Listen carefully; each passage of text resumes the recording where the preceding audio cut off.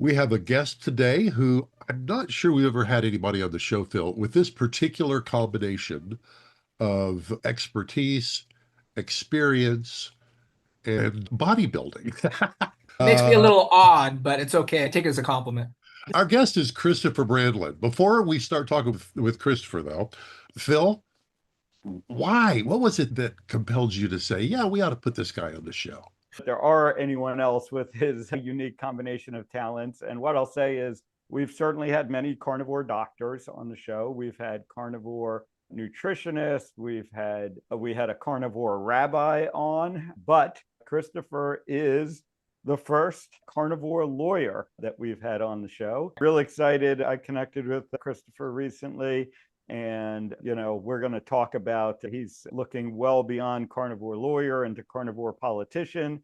Some breaking news is he's now a doctor carnivore lawyer that we'll talk about as well. Let me give Christopher a chance to kind of introduce himself to our audience, give a little bit of his background, and then we can jump into all of the amazing stuff that he's been up to. Sure. So I speak semi-fast, so I'll try to slow it down if possible. It's only to shorten probably about 15 to 20 years and maybe about less than 10 minutes.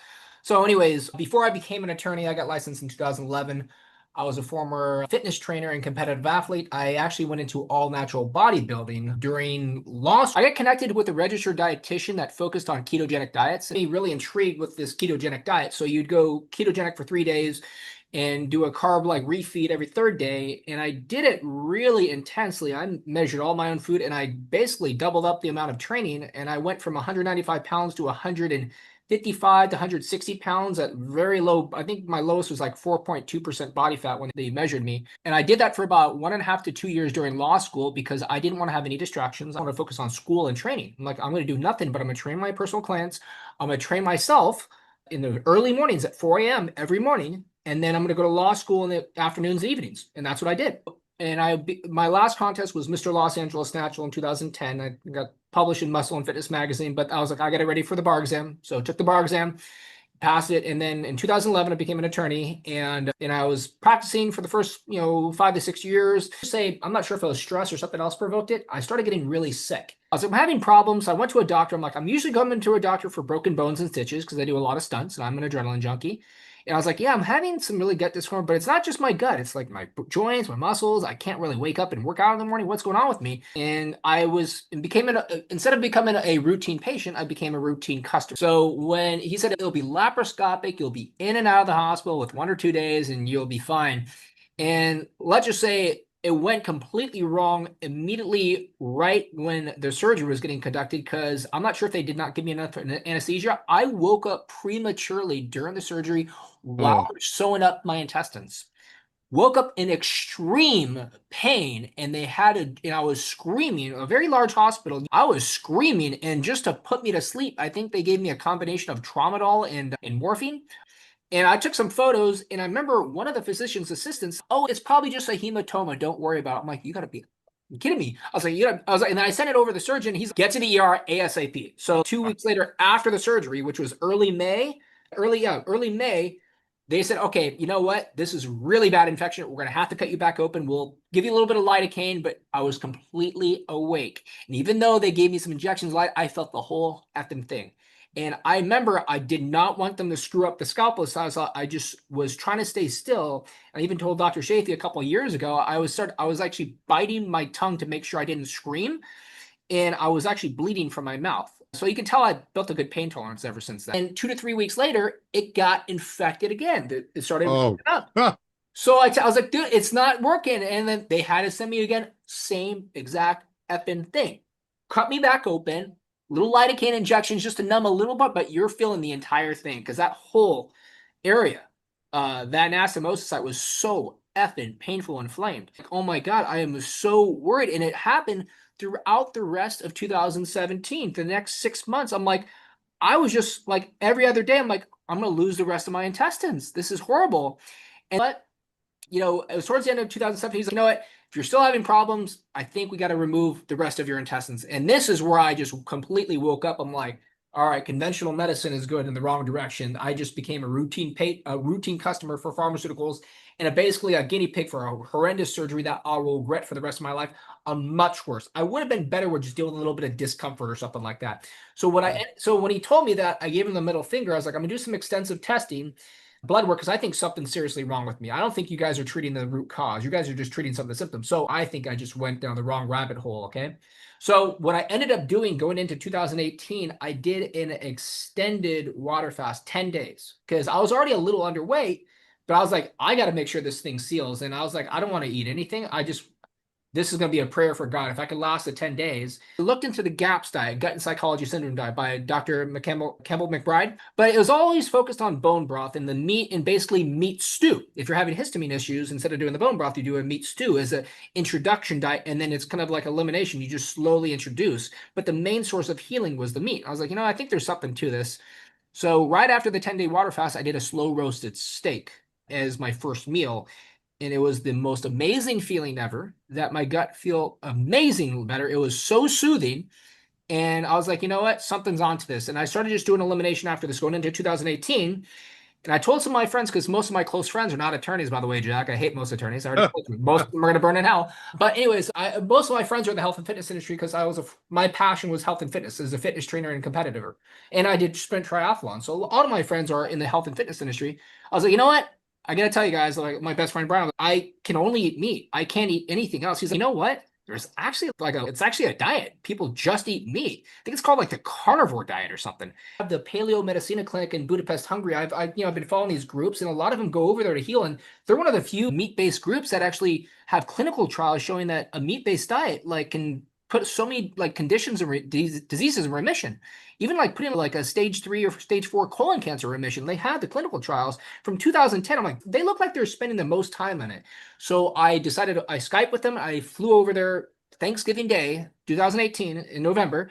And I met with Dr. Sophia Clemens. She made it very clear, you're not allowed to take any vitamins, no supplements. She's like, you're only allowed to eat meat, fat from the meat, salt, and water, nothing else. But you know what? I stayed with them for almost 10 days. I felt amazing. But anyways, when I came back to the United States, I was so impressed because I never got the one-on-one treatment with Dr. Sophia Clemens, and that's why I do consider her my hero still to this day, and I still speak with her. I'm going to try to visit her during my campaign.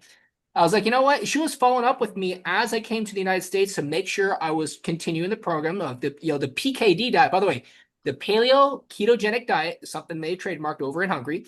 And I started working on a trademark here in the United States as a sign of pro bono to thank them. And they're 80% fat because ketogenic is 70% fat. They're 80% fat because they do know and believe that fat from an animal-based source is a true healing mechanism. And not just that, she gave me a reference to all the reputable farmers for the best meats in the United States. You would never expect that. You're getting the best consultational advice and follow up in one-on-one after you got it from a doctor with a PhD over in Budapest, Hungary. I'm like, none of my American doctors treated me like this. I was like, this is amazing. But anyways, I actually spoke out against the vaccines as they're trying to force us to get, all the mask and get vaccinated to go into the court. I just talked about how there is no efficacy. It's completely ridiculous. And you can never impose government mandated healthcare. It's completely against our constitutional right. My peers didn't like me and thought me a risk to public health. Try to report me to the effing California State Bar and the Texas State Bar because I just got licensed in Texas 2 years before that. So I was like, I'm going to get my PhD, and I just got my dissertation approved and finalized. So I just became Dr. Brandlin, 2 to 3 weeks ago. So I updated that, but I made my announcement in January on Fox News. So, I'm not expecting everybody to be completely carnivore and eat nothing but meat. I'm like, we need to eat real foods, and we need to basically restrict the ability for these pharmaceutical companies to manipulate not only the politicians, because 2/3 of Congress are paid from pharmaceutical companies. I'm not sure if you know that, Jack. I also call out the fact that all the medical institutions, as I confirmed this with Kiltz, Berry, Baker, and Shafee, that the majority of the curriculum in most medical institutions are pharmacology, and they spend less than 20 hours total on nutrition, sometimes even less. I think Barry told me a couple months ago that he's like, dude, we didn't even spend a dozen hours. It was like it was like a 1 semester thing, and we did one meeting a week for 12 weeks or something like that. And that I was like, you know what? If you go to a doctor and your doctor immediately reaches for the prescription pad and he tries to prescribe you medication without asking about your diet or your lifestyle, you don't really have a doctor, you have a drug dealer. And that's the whole analysis. And that's why I'm here today. So I deep breath, try to condense everyone. like 15, 20 years and like. That was fantastic. That may be All more words right, in less time than we've ever had. Exactly. Just to sum up, we have doctor, lawyer, politician, bodybuilder, nutritionist. And this is why I do believe that health is a very major and important bipartisan topic that's going to require both parties to come together, collaborate, and make the best kind of reach a best kind of compromise for the public health. And remember, you shouldn't be benefiting yourself. You shouldn't be benefiting whoever's paying you in the back pocket. You have taken an oath to be a public servant to the country. And the carnivore diet and the carnivore community saved my life. And that's why I owe it to the health community. And that's why I still kind of praise Dr. Sophia Clemens to this day. I mean, but my real family that's kind of healing me is the carnivore community. This is why I feel like I owe something back to the community. And I has already told you, Jack, I think most attorneys are going to burn in hell. I represent some people I am definitely not proud of in the past. I need to spend less time in purgatory. This is why I want to make a change for the public health. And this is why I worked my ass off and get my MBA, and I did my investments for the past, 5 to 7 years in different states. Even with my own experience, I don't have a bias against doctors. I think there's a lot of doctors who are, I'm not going to call them uneducated or uninformed. I'm going to call them miseducated and misinformed. Health is a huge issue right now. We're seeing childhood obesity just got to 20%. It's the highest it's ever been. And that's obesity. 1 out of every 5 kids is obese, not just fat and overweight, obese. That's a huge issue. Let's restrict these pharmaceutical companies from having so much control, not only over Congress, but probably the most important thing is over Congress, because that's going to be the ones making the changes and people pushing vaccines, but also over our future doctors. Because I think one of the biggest concerns is not over our overall health as adults like you. My biggest concern is our future generations, the younger kids. They're our future leaders. We got to make sure they're going to be in better positions than us right now. Yeah. I'm a very religious person. I think karma is going to come back to me if I have to bring my own choice. I'd rather help out people. I'd rather have a good afterlife. So, last statement.